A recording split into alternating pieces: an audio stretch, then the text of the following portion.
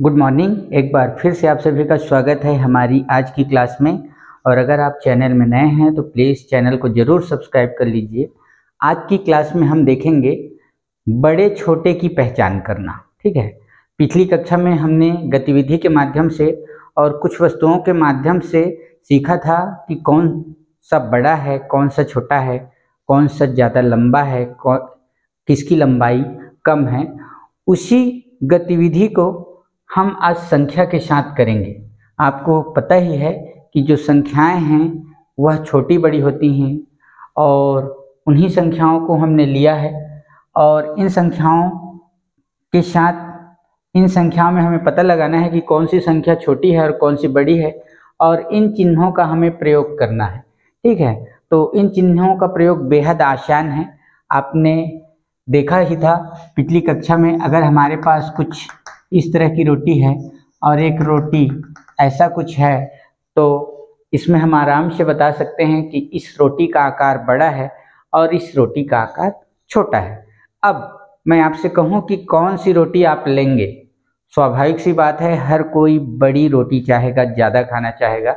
मतलब हमारा मुंह कुछ इस तरह का बड़ी की ओर खुला रहेगा, या हमने देखा था। तो यही चीज़ इन संख्याओं के साथ करना है और जिस ओर बड़ी संख्या होगी उसी ओर हमें मुंह खुला रखना है। ठीक है, तो हम शुरुआत एक छोटे से सवाल से करते हैं। और यहाँ जैसे है 9 और यहाँ है 6, हम बता सकते हैं। अगर नहीं बता सकते तो हम इसके लिए बना लेते हैं रसगुल्ले। 1 2 3 4 5 6 7 8 9। इधर है 9 रसगुल्ले और इधर हैं 1 2 3 4 5 6, केवल 6 रसगुल्ले।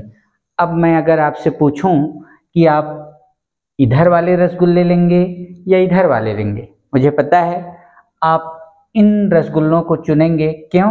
क्योंकि यहाँ संख्या ज़्यादा दिख रही है और यहाँ कम, इसलिए इसे नहीं लेंगे। मतलब हमें ये रसगुल्ले चाहिए 9 रसगुल्ले, तो हम अपना मुंह किस ओर खुला रखेंगे? 9 रसगुल्ले की ओर। मतलब साफ है, 9 जो है बड़ा है, 6 छोटा है। ठीक, यहाँ है यह एक संख्या और दूसरी ओर है यह एक संख्या। अब मैं आपको बता दूं, मुझे इन दोनों संख्याओं को पढ़ना नहीं आता।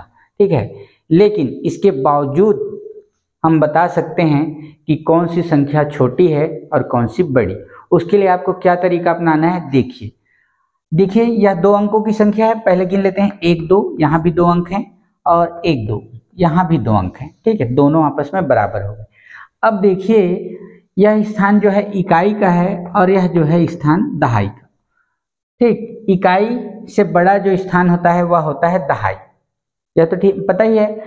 और जो बड़ा स्थान है उसकी ओर से हमें संख्याओं की तुलना करनी है, उन्हें तौलना है कि कौन सा बड़ा हो सकता है। ठीक है, तो यहाँ देखते हैं बड़ा जो स्थान है दहाई है, वहाँ है 8 और यहाँ जो बड़ा स्थान है वह है दहाई और यहाँ है दहाई में 9। अब हम बता सकते हैं 8 बड़ा है या 9 बड़ा है। 9 बड़ा है, इसलिए यह जो संख्या है छोटी है और यह बड़ी है और बड़ी की ओर हमारा मुंह इस तरह से खुला रहेगा। बात खत्म। इस संख्या के साथ भी वही करेंगे। बढ़ना आता है तो अच्छी बात, नहीं आता तो यही तरीका अपनाएंगे। यहाँ लिखा है 21 और यहाँ है 53। आप जब गिनती पढ़ते हैं पता होगा 21 पहले आता है, 53 बाद में आता है, मतलब 53 जो है बड़ी है। अगर वह नहीं पता तो यहाँ दहाई में 2 है, यहाँ दहाई में 5 है। अब बताइए 2 बड़ा या 5? 5 बड़ा, इसलिए 53 बड़ा है, 21 छोटा है। जिस साइड मुंह बंद होगा उधर छोटी संख्या होगी और जिधर खुला है उधर बड़ी संख्या होगी। ठीक है, यही इसके साथ करते हैं। यहाँ है 6 दहाई और यहाँ है 3 दहाई, तो 6 बड़ा है इसलिए 60 बड़ा होगा। यहाँ देखिए 4 दहाई, यहाँ है 8 दहाई, तो 8 दहाई बड़ा, इसलिए 83 इस संख्या से बड़ा है। यहाँ देखिए 4 दहाई, यहाँ भी है 4 दहाई, आपस में बराबर हो गए। अब चलते हैं इकाई की ओर। यहाँ है 2 इकाई और यहाँ भी है 2 इकाई। अरे हमने क्या देखा कि दो दहाई दहाई जब हमने तुलना किया तौला तो दोनों 4 4 आ गए, बराबर हो गए। फिर हम इकाई की ओर गए, इकाई में तौला, यहाँ 2 यहाँ 2, दोनों आपस में बराबर हो गए। मतलब जब यहाँ भी बराबर यहाँ भी बराबर, मतलब यह संख्या आपस में बराबर है और यहाँ हम लगाएंगे बराबर का चिन्ह। 42 बराबर है 42 के। अब चलते हैं आगे, यहाँ है 37 और यहाँ है 73। तौलते हैं कौन सा बड़ा होगा। दहाई में यहाँ 3 और दहाई में यहाँ 7, 7 बड़ा है इसलिए 73 बड़ा होगा। चलिए यहाँ देखते हैं, 5 दहाई है और यहाँ है 2 दहाई। 5 बड़ा है इसलिए यह जो 56 है बड़ा है 26 से। आगे चलते हैं, एक बड़ी संख्या, तो यहाँ क्या करेंगे, पहले गिन लीजिए 1 2 3, यहाँ भी 3 अंक है, 1 2 3, यहाँ भी 3 अंक है, दोनों बराबर है। ठीक है, अब 3 अंक है मतलब इकाई दहाई सैकड़ा, सैकड़े का स्थान सबसे बड़ा है, फिर है दहाई, फिर है इकाई। तो सैकड़े के स्थान से तौलना शुरू करते हैं। यहाँ है 2 और यहाँ है 8, इसलिए 2 और 8 की तुलना करने पर हमें मिलता है 8 बड़ा मिलता है। ठीक है, तो इसलिए 290 छोटा है, 856 बड़ा है। आगे चलते हैं, देखिए यहाँ क्या करेंगे, पढ़ना आता हो ना आता हो कोई दिक्कत नहीं है। यहाँ है 2 अंक 1 2 और यहाँ है 3 अंक 1 2 3 लगाइए। ठीक, 2 अंक वाली संख्या छोटी होगी और यहाँ 3 अंक है, 3 अंक वाली संख्या बड़ी होगी। एकदम सीधा सा, भले यह मुझे पढ़ना है या ना है। चलिए यहाँ देखते हैं, यहाँ भी 3 अंक है और यहाँ भी 3 अंक है। अब 3 अंक है तो सैकड़े का स्थान सबसे बड़ा है, यहाँ 1 और यहाँ 2, मतलब 2 बड़ा होगा, इसलिए 230 बड़ा है।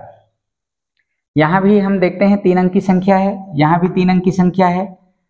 तो ऐसी स्थिति में हम सैकड़े से तुलना करते हैं और पाते हैं यहाँ 5 है, यहाँ 8 है और 5 से 8 बड़ा है, इसलिए 803 बड़ा है। अब चलते हैं एक और संख्या पर। चलिए हम देख रहे हैं कि यहाँ 3 अंक, यहाँ भी 3 अंक बराबर हो गए। अब बड़ा स्थान जो सैकड़े का है वहाँ से तुलना शुरू करते हैं। यहाँ है 9, यहाँ है 9। हमने क्या पाया, जब हमने सैकड़े के स्थान की तुलना की, दोनों 9 9 900 900 दोनों बराबर हो गए। अब दोनों बराबर हो गए तो अब हम क्या करें, अब हम सैकड़े के बाद जो बड़ा स्थान है दहाई, उसकी तुलना करते हैं। यहाँ है दहाई में 8 और यहाँ है दहाई में 4। इससे पता चल गया 8 और 4 में कौन सा बड़ा है, 8 बड़ा है, इसलिए यह संख्या बड़ी है। एक और सवाल लेते हैं, दोनों में 3 3 अंक हैं तो सैकड़े का स्थान बड़ा है, इससे तुलना करते हैं। यहाँ 2 और यहाँ भी 2, दोनों आपस में क्या हुए, बराबर हो गए। अब क्या करें, अब दहाई में चलेंगे, क्योंकि दहाई सैकड़े के बाद दहाई का स्थान बड़ा है। तो यहाँ है 8 और यहाँ भी है 8। अरे वाह, हमने सैकड़े की तुलना की, दोनों बराबर, फिर आए हम दहाई में, वहाँ भी बराबर हो गया। अब चलते हैं इकाई में, एक ही स्थान बचा। इकाई में यहाँ है 5 और यहाँ है 7। बता सकते हैं कौन सा बड़ा होगा, 7 बड़ा होगा, इसलिए यह जो संख्या है 287 वह बड़ी है, 285 छोटा है। ठीक है, आगे एक और संख्या लेते हैं। यहाँ है 5 सैकड़ा और यहाँ है 4 सैकड़ा, 500 400। ऐसे ही कहने से पता चल जाता है 500 400, पूरे पूरे 5 नोट होंगे 100 रुपए के और केवल 4 नोट होंगे 100 रुपए। तब यह हो गया 500 और यह हो गया 400। 400 500, 500 अधिक होगा, इसलिए यह जो संख्या है 500 वाली वह बड़ी है।